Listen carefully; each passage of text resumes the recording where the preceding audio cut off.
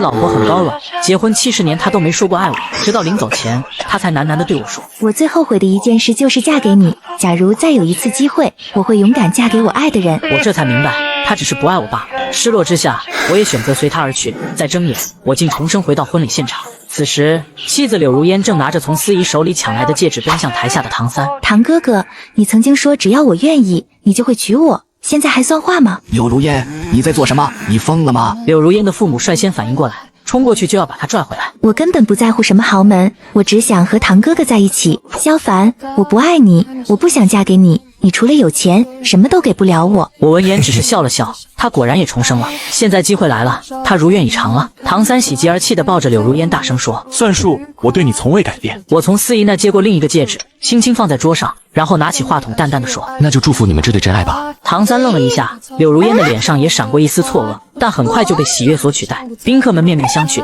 这场闹剧般的订婚宴最终不欢而散。柳如烟的父亲搓着手，语气里却带着一丝不自然：“萧凡啊，你看这是闹的，真是不好意思啊，让你看笑话了。”是啊，萧凡，如烟这孩子就是被我们惯坏了，你别跟他一般见识，我们这就去把他抓回来，好好教育他。我看着他们，心里没有一丝波澜。上一世他们也是这样，在柳如烟一次次做天做地的时候，在我面前卑躬屈膝，说着言不由衷的道歉。不用了，伯父伯母，我和柳如烟的事就到此为止吧。听到这话，柳如烟父母的脸色瞬间变得难看起来。萧凡，你看你就因为这点小事就要悔婚，这传出去对你们萧家的名声也不好啊。我的名声，柳阿姨，您觉得我现在还有什么名声可言？我懒得再和他们周旋，转身朝停在路边的车走去。萧凡，你给我站住！柳父在身后喊了一声，语气里带着一丝慌乱。我没有回头，转身就开车回家。回到家，我将事情的来龙去脉原原本本的说了一遍。母亲拉着我的手，一边落泪一边絮絮叨叨的说：“我就说那个柳如烟不是什么好东西，当初你非要娶她，你看现在出事了吧？”好了，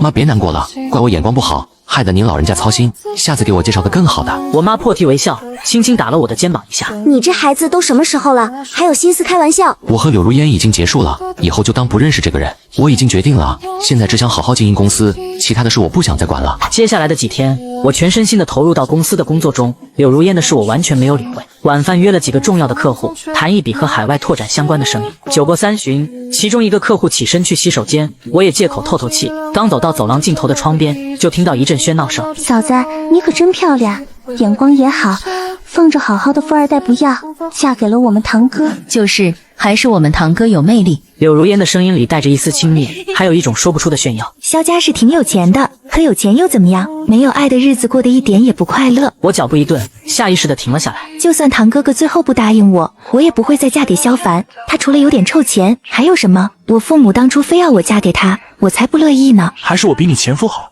对不对？唐三的声音带着一丝得意，搂着柳如烟的手又紧了几分。那当然了。唐三的笑容更加得意，周围的人也跟着起哄，各种恭维和赞美不绝于耳。我深吸一口气，强压下心中的怒火，身离开。萧凡，你怎么来了？身后突然传来柳如烟惊讶的声音，我脚步一顿。这不是萧总吗？怎么一个人在这？是不是看到我和如烟在一起心里不舒服啊？柳如烟也上下打量着我，语气充满了质问。你又跟踪我，你真恶心。我没跟踪你，凑巧罢了。你撒谎，我告诉你萧凡，别再跟踪我，骚扰我，我们已经结束了。柳小姐，你是不是高估了自己？我巴不得这辈子都别再看见你。我知道为什么他这么不信任我。以前他总是3更半夜说要出去玩，每次我都不放心，才会总跟着他，怕他出事。可笑的是，在他眼里却成了跟踪和骚扰。柳如烟还想说什么，却被身后的唐三拉住。好了，如烟，别这么生气。他揽着柳如烟的腰，挑衅地看着我。萧总，这么巧你也在这里吃饭，既然这么巧，不如一起。不必了，我还有事。我拒绝得干脆利落，转身就走。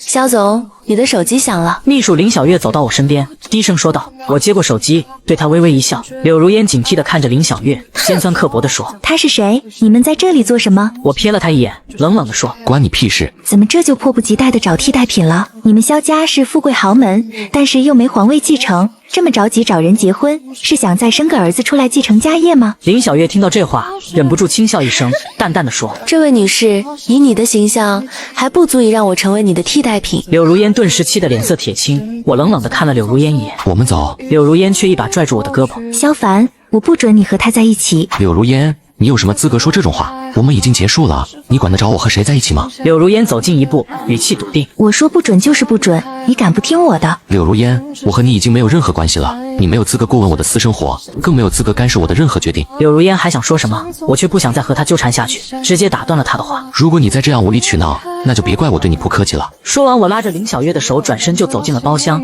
留下柳如烟一个人站在原地，气得浑身发抖。酒过3巡，柳如烟发来的微信消息只有一句话：萧凡，你一定会后悔的。我冷笑一声，直接将他的微信拉黑。不多时，手机又震动起来，这次是一条消费短信：您名下的信用卡副卡消费2万元。我皱起眉头，点开短信详情，发现消费地点就是这个会所。看到这条短信，我突然觉得有些好笑。本来还以为柳如烟多有骨气，在我的面前表现得那么决绝，没想到转头就去刷我的卡。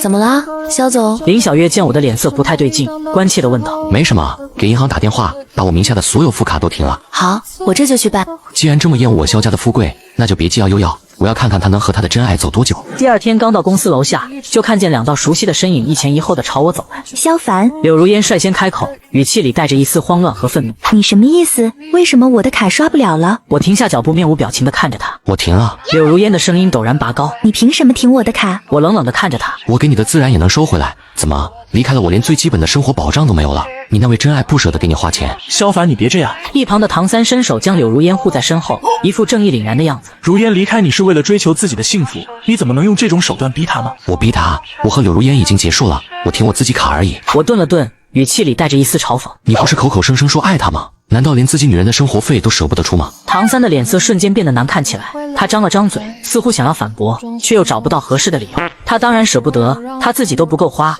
还打算绑富婆，哪里来的钱养活柳如烟？柳如烟见唐三吃瘪，忍不住再次开口：萧凡，你别太过分，你就是见不得我和唐哥哥好，你就是想用这种手段逼我回到你身边。你今天要是不把卡给我开通，我就去告你，我要告你虐待前妻。我看着他，突然觉得有些可笑。曾经我以为柳如烟是天底下最单纯善良的女人，为了她，我甚至可以放弃一切。到头来我才发现，我爱的不过是一个虚伪做作、贪慕虚荣的女人罢了。那你去告啊！我冷冷地说。柳如烟，我最后再说一遍，我们之间结束了，从今以后不要再来烦我。说完，我再也不看他们一眼，径直走进公司大门。我刚坐下没多久，手机就响了起来，是东区别墅的佣人打来的。肖总，不好了，柳小姐她带人冲进东区别墅了，把家里值钱的东西都搬走了，还和宝宝吵起来了。我捏了捏眉心，语气里听不出什么情绪。报警吧。半个小时后，我抵达警局，还没进门就听到柳如烟怒吼：这些都是我的东西，凭什么抓我？看到我出现，柳如烟的眼睛里闪过一丝心虚，但很快就被嚣张和愤怒掩盖。萧凡，你居然敢报警抓我，你还是不是人？柳如烟，你搞清楚状况，现在是你私闯民宅，还涉嫌盗窃，我才是受害者。那栋别墅本来就是我们婚内财产，我拿我自己的东西有什么错？我忍不住嗤笑出声。柳如烟，你是还没睡醒，还是选择性失忆？我们还没结婚，那套别墅现在是我的私人财产，你有什么资格拿？柳如烟语塞，脸色一阵红一阵白。我转头看向警察，语气平静：警察同志，柳小姐今天带着人闯入我的住宅，盗窃我的个人财产，我希望警方能秉公处理。唐三站出来挡在柳如烟面前，义正言辞地说：警察同志，这其中一定有什么误会。萧凡，你不要因爱生恨，污蔑如烟。如烟只是回去拿点自己的东西。我懒得废话，脑子是个好东西，我希望你也有。警察同志，监控录像应该很清楚，我的律师会跟进这件事。唐三见势不妙，连忙打圆场：萧总，今天的事是我们不对，我们也是一时糊涂，你就看在往日的情分上放我们一马吧。唐三前世我就调查清楚了，说白了就是个吃软饭的，仗着自己有几分姿色，专找富家小姐下手。柳如烟这种恋爱脑，在他眼里估计就是个移动提款机，偏偏柳如烟还傻乎乎的以为自己遇到了真爱。我懒得再和他们废话，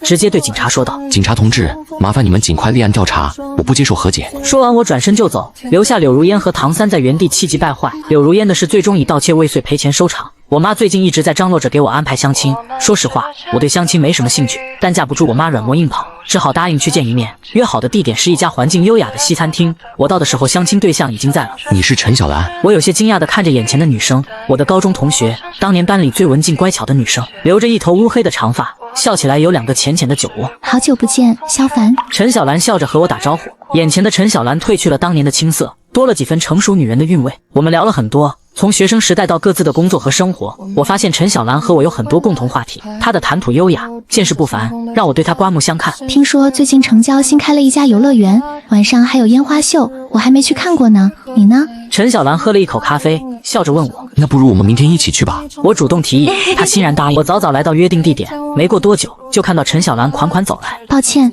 我来晚了。没有，我也刚到。我笑着摇摇头，递给他一杯奶茶。走吧，去占个好位置。我们并肩走向广场，一路上有说有笑，气氛轻松愉快。走到广场入口处，我却突然停下了脚步。只见柳如烟正指着售票窗口对着唐三大吵大闹。唐三不耐烦地说道：“这烟花秀有什么好看的？800块钱一张票，站在外面也能看到，真是浪费钱。”柳如烟蛮横地说：“我不管，我就要进去看，而且要买最内场的票，内场1500。你疯了吧？就为了看个烟花，花这么多钱值得吗？”我不管，我就要看。后面排队的人开始不满地催促起来。我说你们买不买？要买就快点买，不买就让开。柳如烟被众人指责，脸上有些挂不住，她当想发作，却看到了站在人群中的我，她的脸色瞬间变得难看起来。我付钱，麻烦给我来2张最内场的票。如烟，你真好。唐三眉开眼笑地说：“你刚才早点付不就完了？”唐三还在喋喋不休地抱怨票价，柳如烟却径直朝我走来。怎么这么快又换了新欢啊？柳如烟眼神在我和陈小兰之间来回扫视，我连眼皮都没抬一下，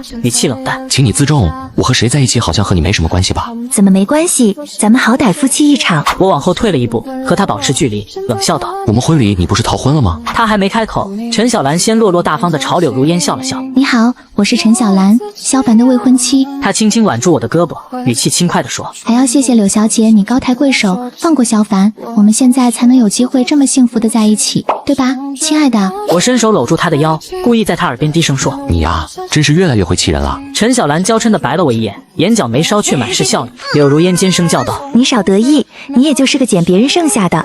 你以为你们这种家族联姻真的会有爱情？我告诉你，你们这种婚姻根本就是一潭死水，早晚有一天会后悔的。”陈小兰挑了挑眉，反问道：“是吗？连一张烟花秀的票都买不起的，爱情就有所谓的幸福可言吗？柳小姐，我劝你还是先顾好自己吧，别到时候人财两空，哭都没地方哭去。”柳如烟气得浑身发抖，我搂着陈小兰的腰，不客气地打断了她的话：“行了，我们还要买票，麻烦你让一下。”我搂着陈小兰径直走到售票窗口买票进场。我和陈小兰并肩走进游乐园，身后的柳如烟和唐三还在争吵不休。我低声对陈小兰说：“别理他们，扫兴。”走进游乐园，陈小兰的心情明显好了很多，她像个孩子一样兴奋地拉着我到处看，完全没有了她平时端庄优雅的样子。烟花在夜空中绽放，流光溢彩，美不胜收。看着她开心的样子，我的嘴角也不觉扬起一抹笑意。烟花秀结束后，我和陈小兰并肩走在回停车场的路上。我今天玩得很开心。陈小兰笑着说：“我也是。”我点点头。萧凡。陈小兰突然停下脚步，转头看着我：“你真的爱过柳如烟吗？”当初和她结婚的时候，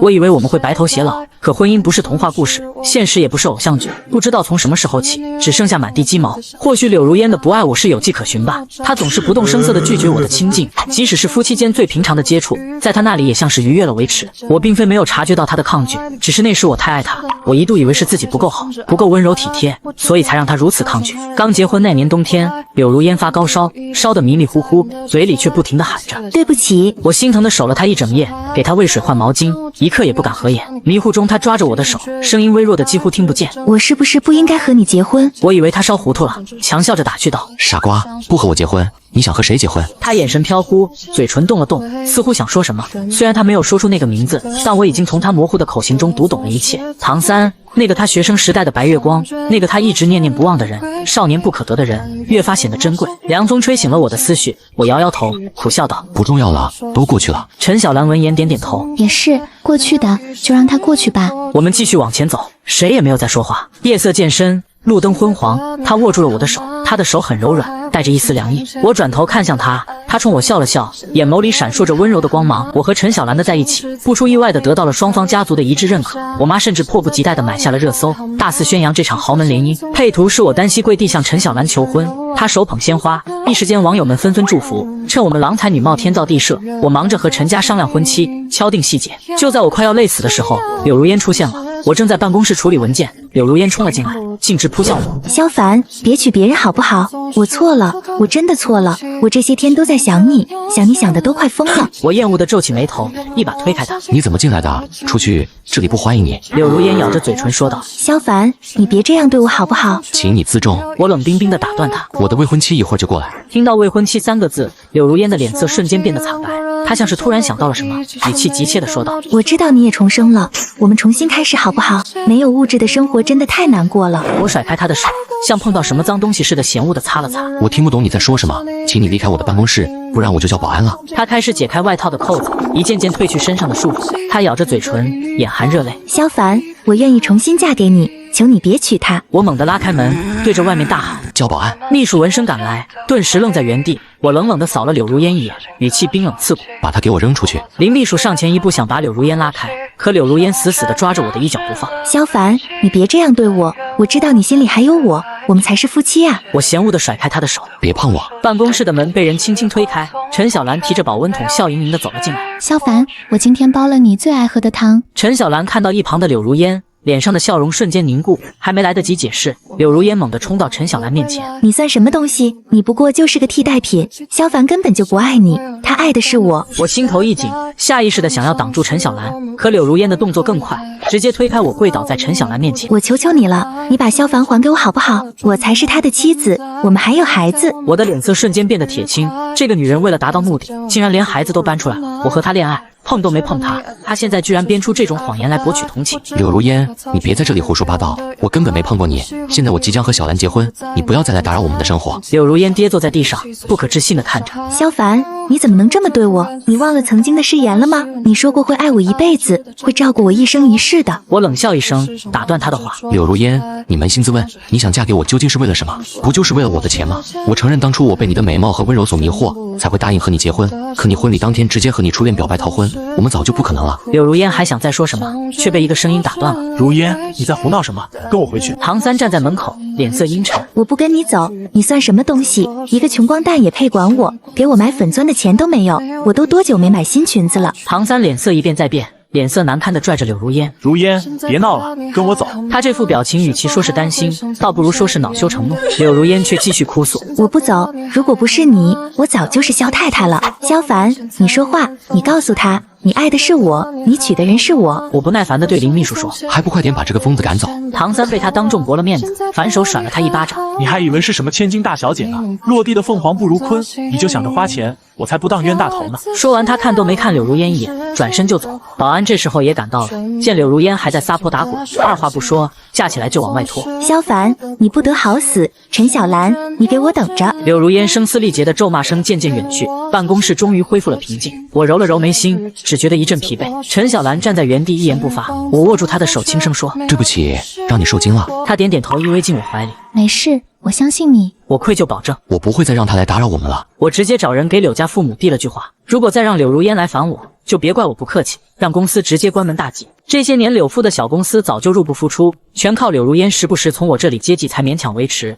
只要稍微打压，随时化为乌有。柳家父母一听，吓得脸色惨白，连连保证以后一定看好柳如烟，绝对不会让她再来打扰我的生活。之后的日子，柳如烟果然没再来闹我，我也松了口气，专心准备和小兰的婚礼。小兰是个温柔善良的女孩，和她在一起，我感受到了久违的平静和快乐。我们一起挑选婚纱，一起布置教堂，一起憧憬着未来的幸福生活。我和小兰的婚礼如期举行，为了避免再出什么幺蛾子，我特意加强了安保。婚礼现场每个入口都有至少4个保安把守，阳光明媚，教堂里装饰着鲜花和彩带，充满了幸福的气息。我穿着笔挺的西装站在神父面前，紧张又期待地等待着我的新娘。当神圣的婚礼进行曲响起，小兰挽着父亲的手缓缓地走向我。她今天格外美丽，洁白的婚纱衬托着她优雅的气质，脸上洋溢着幸福的笑容，仿佛天使降临人间。我的心在这一刻被幸福和感动填满。萧凡先生，你愿意娶你身边的这位女士为妻吗？无论贫穷或富有。神父庄严的声音在教堂里回荡。我凝视着小兰的眼睛，坚定地回答：我愿意。就在这时，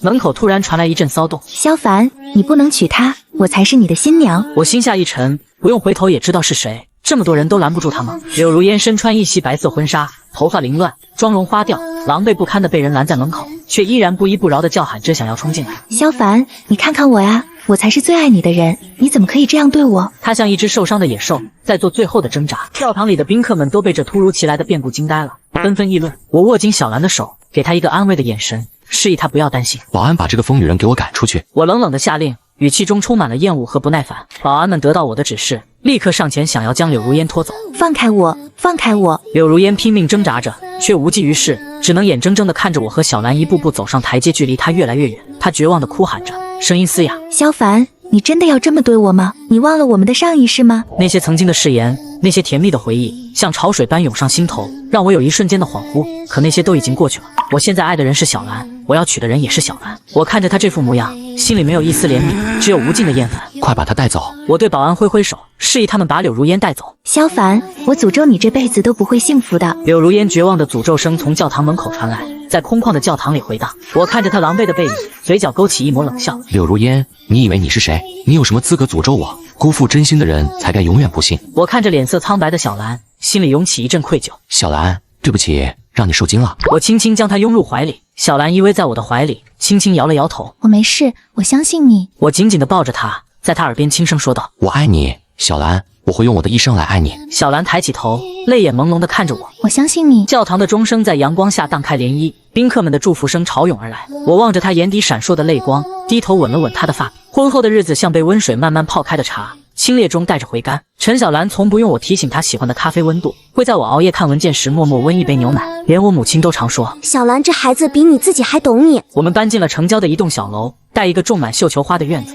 陈小兰说她喜欢清晨被鸟鸣叫醒，我便把书房的窗户改成了落地窗。每天看着她系着围裙在花丛里修剪枝叶的背影，总觉得前世那些鸡飞狗跳的岁月像一场荒诞的旧梦。那年深秋，公司庆功宴结束后，我开车路过曾经的订婚酒店，霓虹灯在雨雾里晕成一片模糊的光斑，恍惚间竟看到一个熟悉的身影蜷缩在台阶下，是柳如烟。她穿着一件洗得发白的风衣，头发枯黄，怀里紧紧抱着一个破旧的包，正对着手机哭喊：唐三，你把孩子还给我，那也是你的亲生女儿啊。雨水顺着她的脸颊往下淌，曾经顾盼生辉的眼睛如今只剩红血丝。我握着方向盘的手顿了顿，陈小兰在副驾驶轻声问：要停一下吗？我摇了摇头，踩下油门。原来唐三在柳如烟生下女儿后不久就卷走了他最后一点积蓄，消失了。苏家父母受不了邻里指指点点，搬去了南方，只留下他一个人带着孩子在出租屋里靠打零工度日。这些都是后来听林秘书偶然提起的。他说有次在菜市场看到柳如烟和小贩为了1毛钱的青菜争得面红耳赤，完全没了当年的半分骄纵。女儿小月出生那天，我在产房外坐立难安。当护士把那个皱巴巴的小婴儿抱给我看时，我突然想起上一世柳如烟流产时的情景。她躺在病床上冷冷地说：这孩子本来就不该来。那天我站在病房外，第一次尝到了心碎的滋味。像你。陈小兰虚弱的笑，眼角的细纹里都是温柔。我俯身在她额头印下一个吻，窗外的月光刚好落在婴儿的睫毛上。小月3岁那年，我们带她去游乐园，旋转木马的灯光映着孩子的笑脸。陈小兰突然指着不远处的棉花糖摊说：你看。柳如烟就站在那里，穿着游乐场的工作人员制服，给一个小女孩递棉花糖。她的动作有些笨拙，额头上渗着汗珠，眼角的皱纹比同龄人深了许多。那个被她抱在怀里的小女孩眉眼间竟有几分像唐三。妈妈，那个阿姨在看我吗？小月扯了扯我的衣角，我顺着她的目光望去，柳如烟的视线正落在我们身上，眼神复杂，可最终却只是低下头，继续给下一个孩子递棉花糖。走吧，小月还在等着坐小火车呢。陈小兰牵起我的手擦肩而过时，柳如烟突然低声说：萧凡，他很可爱。我脚步未停，只淡淡嗯了一声。有些亏欠不必弥补，有些遗憾注定是遗憾。小月上小学的那年秋天，萧家老宅翻新，母亲在整理旧物时，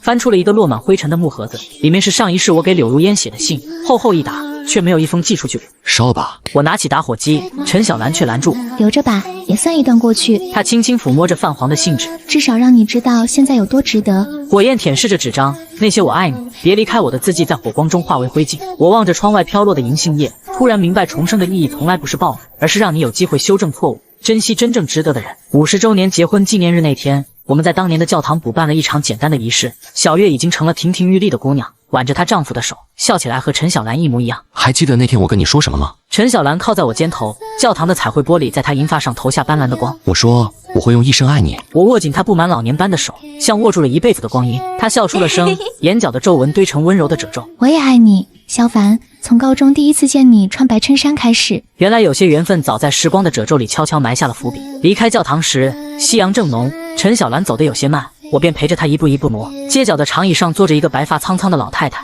怀里抱着一张泛黄的照片，正喃喃自语：是柳如烟。她的背驼得厉害，眼神浑浊。照片上的年轻男人笑得张扬，是年轻时的唐三。听说他后来在外地混得风生水起，娶了个富商的女儿，再也没回来。